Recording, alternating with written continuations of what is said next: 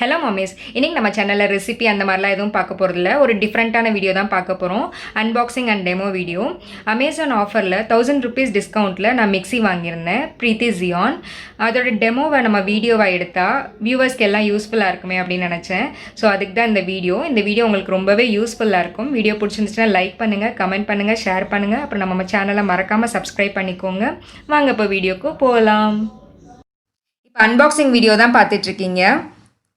First Preethi zodiac வாங்கலாமா இல்லை ப்ரீத்தி ஜியான் வாங்கலாமா அந்த மாதிரி கன்ஃபியூஷன் இருந்தது.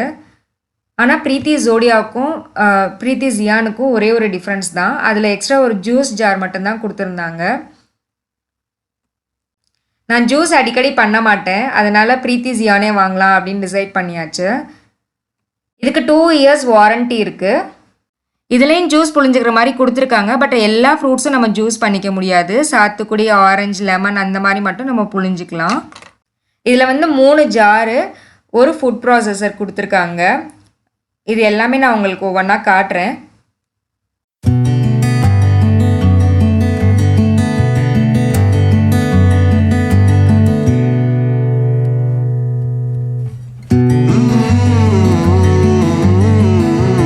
மோட்டார் ட்ரைபாட் டிசைன், ரொம்பவே ஸ்டைலிஷாக இருந்தது. கலரும் எனக்கு ரொம்பவே பிடிச்சிருந்துச்சு. இதுலேயுமே ஒரு பல்ஸ் பட்டன், 3 ஸ்பீடு பட்டன் தான். இதில் இன்னொரு ஸ்பெஷாலிட்டி என்னென்னா, கீழே கிரிப் மாதிரி கொடுத்துருக்காங்க. இது தரையோட நல்லா அட்டாச் ஆகிக்கும். ஸோ நம்ம ஹார்டாக ஏதாவது அரைக்கும் போது வைப்ரேட் ஆகாது மோட்டர். இதில் 3 ஜார் இருக்குது. ஒரு பெரிய ஜாரு, ஒரு நடு ஜாரு, அப்புறம் ஒரு குட்டி ஜாரு. குட்டி ஜாரில் மிளகு சீரகம்லாம் நம்ம அரைச்சிக்கலாம். எவ்வளோ கொஞ்சமாக இருந்தாலும் அரைச்சிக்கலாம். இதோட ஃபுட் ப்ராசஸர் கொடுத்துருக்காங்க. இதுக்கு பேர் மாஸ்டர் செஃப் ஜார். இதில் என்னெல்லாம் பிளேடு கொடுத்துருக்காங்க, அதை யூஸ் பண்ணி நம்ம குயிக்காக எப்படி வெஜிடபிள்ஸ் கட் பண்ணிக்கலாம், குயிக்காக எப்படி சப்பாத்தி மாவு பிணைஞ்சிக்கலாம் அப்படிங்கிறது எல்லாமே நம்ம இந்த டெமோவில் பார்க்கலாம். ஃபுட் ப்ராசஸரில் மெஷர்மெண்ட்ஸ் கொடுத்துருக்காங்க. அதாவது கப் அளவு, அப்புறம் மில்லி லிட்டர் அளவு இதெல்லாம் கொடுத்துருக்காங்க. இதெல்லாம் உங்களுக்கு வேணும்னா இங்கே யூஸ் பண்ணிக்கலாம். இப்போ இதை மோட்டாரில் ஃபிட் பண்ணிக்கிறேன். இந்த பிளேடில் நம்ம சிப்ஸ்க்கு எல்லாம் நறுக்கிக்கலாம். பிளாக் பிளேட் மாதிரி ஒன்று கொடுத்துருக்காங்க. அதில் இந்த பிளேடை நான் காமிக்கிற மாதிரி வச்சு லாக் பண்ணிக்கணும். லாக் பண்ணிவிட்டு இப்போ இந்த மாதிரி ஃபிட் பண்ணிடலாம். இதில் ஃபிட் பண்ணிவிட்டு இதை இப்போ மூடிடலாம். மூடிட்டு ஓப்பனாக இருக்க இடத்துல உருளைக்கிழங்கு இந்த மாதிரி வச்சுட்டு புஷ்ஷர் மாதிரி கொடுத்துருக்காங்க. நம்ம ஒரு ஸ்பீடில் வச்சுட்டு அதை புஷ் பண்ணால் நம்மளுக்கு நல்லா தின் ஸ்லைசஸாக கிடச்சிரும். ரொம்ப தின் ஸ்லைசஸாக கிடச்சிருக்கு. சிப்ஸ் எல்லாம் போடுறதுக்கு ரொம்ப சூப்பராக இருக்கும். நீங்கள் இதே மாதிரி கேரட்டு, வெங்காயம் எல்லாமே நறுக்கிக்கலாம். உங்களுக்கு இவ்வளோ அகலமாக வேணான்னா நீங்கள் 2 பாதியாக கட் பண்ணி கூட சாப் பண்ணிக்கலாம். அடுத்து காய்கறி துருவுற பிளேடு. நான் முன்னாடி சொன்ன ப்ரொசீஜர்லேயே இதையும் பிளாக் பிளேட்டில் வச்சு லாக் பண்ணிக்கோங்க. லாக் பண்ணிவிட்டு அதே மாதிரி நம்ம செட் பண்ணிக்கலாம். இப்போ இதில் கேரட் துருவ போகிறேன்.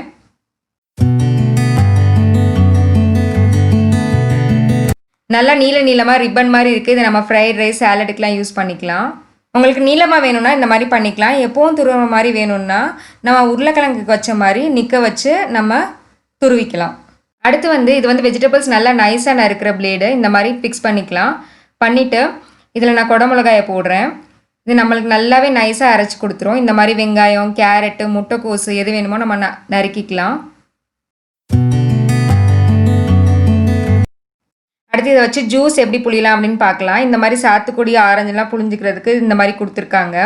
இதை இப்போ ஃபிட் பண்ணிக்கலாம். புளியறதுக்கு இந்த மாதிரி கொடுத்துருக்காங்க. இதை வச்சுட்டு இதுக்கு மேலே பழத்தை வச்சுட்டு நம்ம பல்ஸ் விட்டுறலாம்.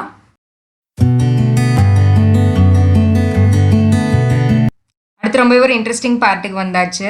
இதை வச்சு சப்பாத்தி மாவு பிணைய போகிறேன். இது மாவு பிணையிற பிளேடு. இதில் வேணுங்கிற மாவை நம்ம போட்டுக்கலாம். போட்டுட்டு மூடிட்டு ஃபஸ்ட்டு ஸ்பீடு பட்டனில் சுற்ற வச்சுருக்கேன். இதில் நம்ம வேணுங்கிற தண்ணியை கொஞ்சம் கொஞ்சமாக ஊற்றிக்கலாம். எல்லாம் மொத்தமாக ஊற்றிடக்கூடாது. இதில் 1 டீஸ்பூன் அளவு எண்ணெய் சேர்த்துக்கிறேன். எப்போவும் மாவு பிணையும் போது சேர்த்துக்குவேன், அதனால் சேர்த்துக்கிறேன். உங்களுக்கு வேணும்னா நீங்கள் ஸ்கிப் பண்ணிக்கலாம்.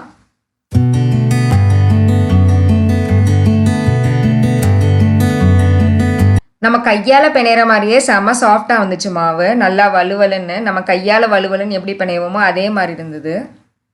சப்பாத்தி எப்படி ஃப்ளஃபியாக வந்தது அப்படிங்கிறதையும் காமிக்கிறேன். நான் மாவில் உப்பு போடலை, நீங்கள் வேணும்னா போட்டுக்கோங்க. ஒருவேளை மாவு தண்ணியாக வந்துருச்சுன்னா இன்னும் கொஞ்சம் மாவு சேர்த்து கூட ப்ராசஸரில் ஓட விட்டுக்கலாம். நம்மளுக்கு எப்படி தேவையோ அப்படி வந்துடும். பிஸி மாம்ஸ்க்கு எல்லாம் இந்த மிக்ஸி ரொம்பவே யூஸ்ஃபுல்லாக இருக்கும். நிறைய கெஸ்ட் வந்துட்டாலும் நம்மளுக்கு மாவு பிணையிறது ரொம்பவே ஈஸி.